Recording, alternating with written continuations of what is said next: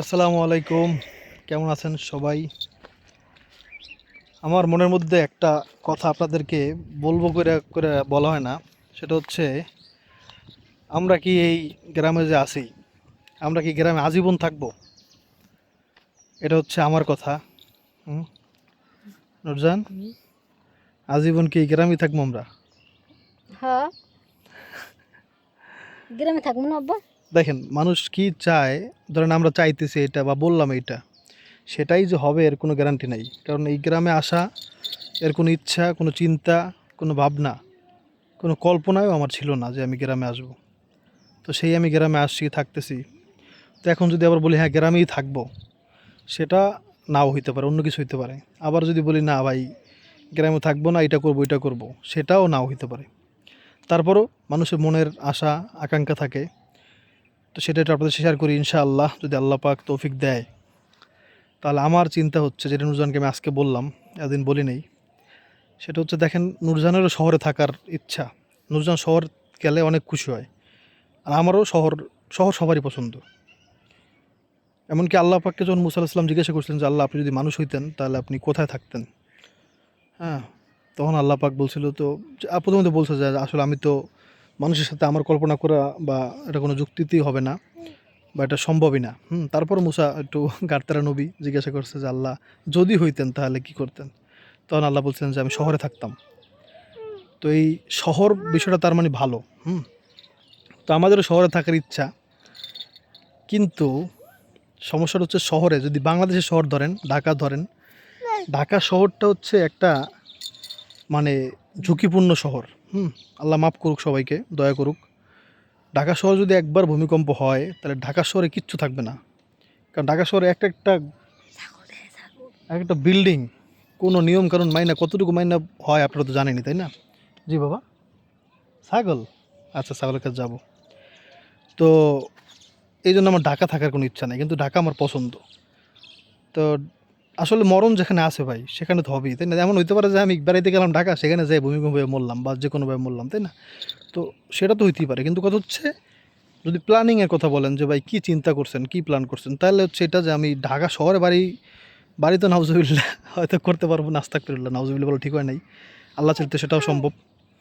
তো ফ্ল্যাট কেনার একটা চিন্তা ছিল, যদি কোনো দিন সম্ভব হয় একটা ফ্ল্যাট কিনবো আস্তে আস্তে।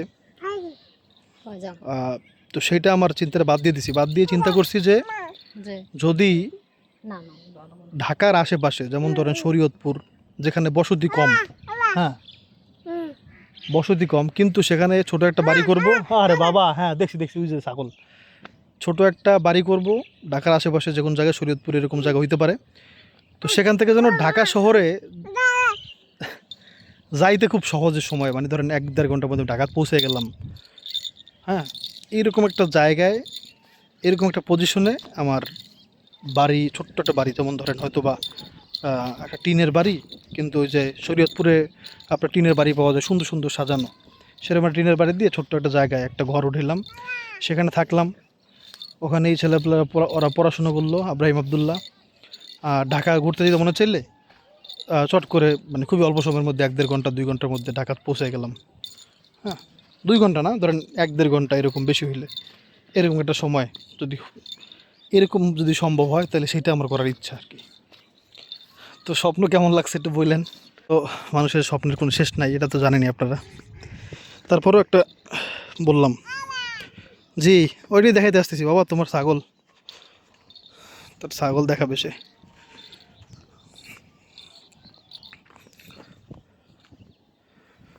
কি,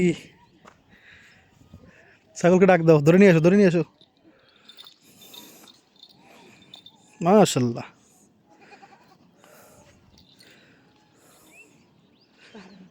পারো না ধরে রাখতে আবদুল্লাহ? ও বাবা, ছাগল ধরে রাখতে পারো না? হ্যাঁ, কাকা ঘাস খেতে মনে পেট ভরে নেই। ধরো ধরো ধরো ধরো ধরো ধরো।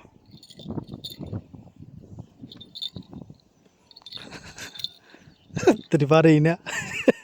আবদুল্লাহ মনে মনে এটা বলে, বলে এত চেষ্টা করি পারেই না, ভালোই লাগে না।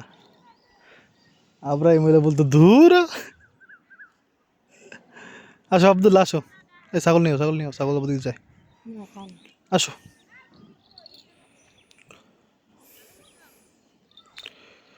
দেখ, মানুষের স্বপ্নের শেষ নাই, সেই অনুযায়ী একটু স্বপ্ন দেখলাম আর কি। আল্লাহ পাক যদি কবুল করে ইনশাআল্লাহ।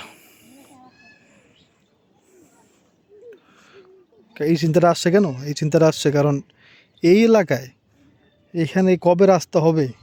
রাস্তা হইলে স্কুলে যাতায়াত সহজ, কিন্তু রাস্তা যদি না হয় তাহলে ভাই পড়াশোনার অবস্থা হবে খুব খারাপ, ছেলেপেলের আর কি খুব বাজে অবস্থা হবে আর কি।